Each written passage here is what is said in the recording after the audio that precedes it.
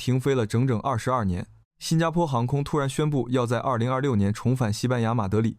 如果你以为这只是让我们年底去欧洲度假多了一个打卡地，那就太小看樟宜机场的野心了。这绝不是一张普通的南欧机票，而是新加坡在全球航空大洗牌、各大枢纽杀红眼的当下祭出的高段位商业连招。今天作为你们的狮城社区百事通，我们就来硬核拆解，为什么全球最佳机场和航司要强强联手？为什么偏偏选在这个时候去欧洲腹地抢地盘？这背后到底藏着新加坡多大的生存焦虑与破局智慧？先别划走，接下来的商业认知差绝对让你对咱们的小红点刮目相看。大家都懂，新加坡只是地图上的小红点，没有庞大的国内市场兜底。做生意向来精打细算，新航作为国家门面也不例外。拨回2004年，新航为何狠心停飞马德里？原因很现实，长线不赚钱，老客机油耗惊人，客座率稍不达标就亏本。当年飞一趟欧洲的燃油成本简直像是在天上烧钞票。但现在情况变了，樟宜机场数据显示，近年往返新加坡和马德里的旅客量年均增长高达 27%。 要知道，这惊人的增长率里不仅有被压抑的报复性旅游需求，更藏着大量高净值的跨国商务往来。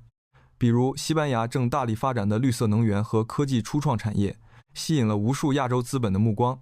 在航空界，这绝对是块肥肉。而且这次新航派出的主力是空客 A350-900， 相比上一代的油老虎 A350 采用大量复合材料，不仅飞得远，运营成本更降低约 25%。 它的双发引擎设计和卓越的空气动力学，极大缓解了长途飞行的成本焦虑。你甚至可以把它理解为一台会飞的印钞机，把每一滴燃油的价值都发挥到了极致。有了省油飞机打底，加上南欧出行需求暴增，新航财务部终于算过账了。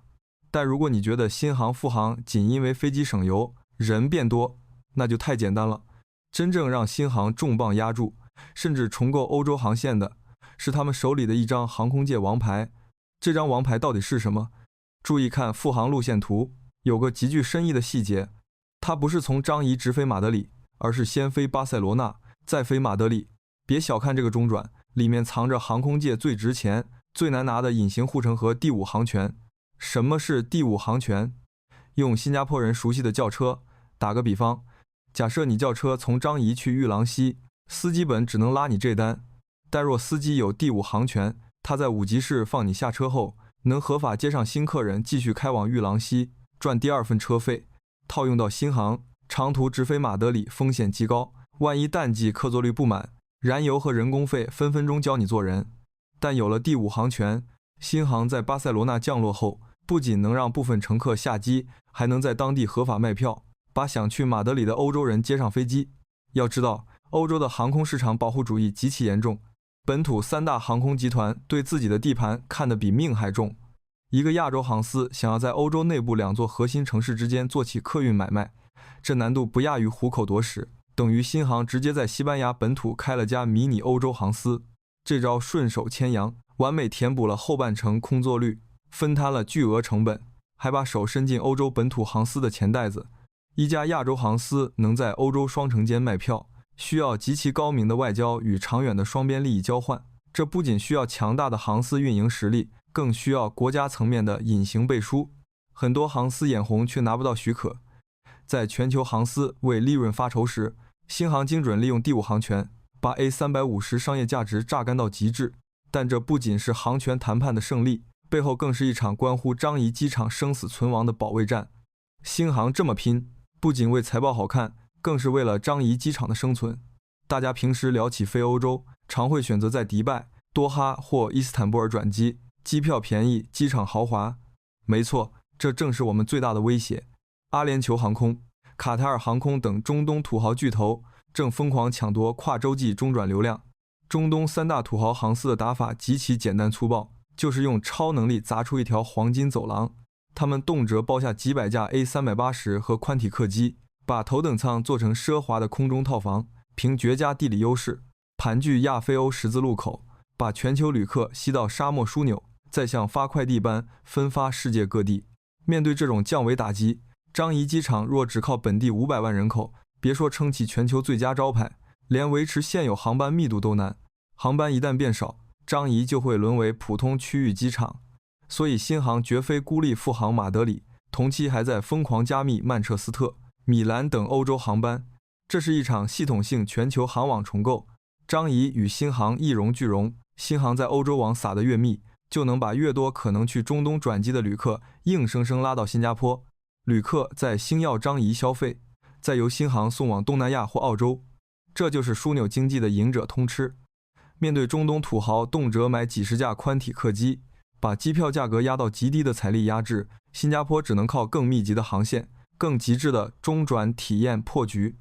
除了拼硬件，我们更在拼那种令人发指的转机、丝滑度和运行效率。当别人还在其他机场排长队安检，因为航班延误焦头烂额时，张仪的旅客可能已经在室内瀑布前喝完一杯咖啡，从容登机了。这场全球枢纽保卫战，我们没有退路。格局再打开一点，跳出航空业，你会发现2026年这个节点选得极为精准。宏观经济显示，2026年前后，中国与西班牙等南欧国家将深化经贸合作，特别是在新能源汽车、光伏产业和高端制造业出海的浪潮下，大量亚洲企业家、供应链高管需极其频繁地往返于亚洲制造基地与南欧广阔市场之间。西班牙作为欧洲重要的汽车制造国，正渴望引入亚洲的新能源技术。这种产业互补带来了庞大的差旅刚需，直飞航班无法覆盖所有城市，且时间受限，这给了新加坡巨大的截胡机会。在这个时代，高端商务客群最看重的不是几百块的机票差价，而是航线背后的地缘安全性、航班的绝对准点率，以及中转期间的商务办公效率。张仪无缝衔接的中转体验，加上新航顶级的商务舱，精准收割了这波高净值流量，把普通旅游通道转化为高附加值商贸动脉，才是长途航线真正的终极利润池。在这个充满不确定性的世界里，新加坡始终保持清醒定位，我们是中立、高效且极具确定性的全球节点。别人做生意竞争，我们在中间做桥梁服务。不管世界格局怎么变幻莫测，只要你追求高效与安全，就永远绕不开新加坡这个超级枢纽。只要资本和人员还需流动，就需要安全可靠的中转站。这就是小红点在巨头夹击下持续繁荣的生存之道。新航飞往马德里的客机，装载的不只是旅客，更是新加坡连接世界的底气。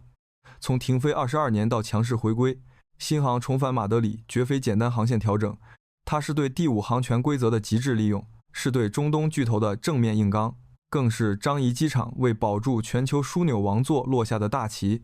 每一次航线扩张，背后都是新加坡在国际舞台拼尽全力保持竞争力的缩影。在这个风起云涌的时代，小红点用行动证明了，哪怕没有广阔的腹地优势，也能靠智慧与胆识在全球版图上画出最耀眼的航线。那么，作为经常从张仪出发的你，最期待新航未来开通哪座城市的直飞？欢迎在评论区留言分享你的看法。喜欢这期深度拆解，别忘了点赞、订阅并打开小铃铛。你的每一次互动都是我们持续输出硬核干货的最大动力。下期视频继续带你看透狮城背后的大事小事。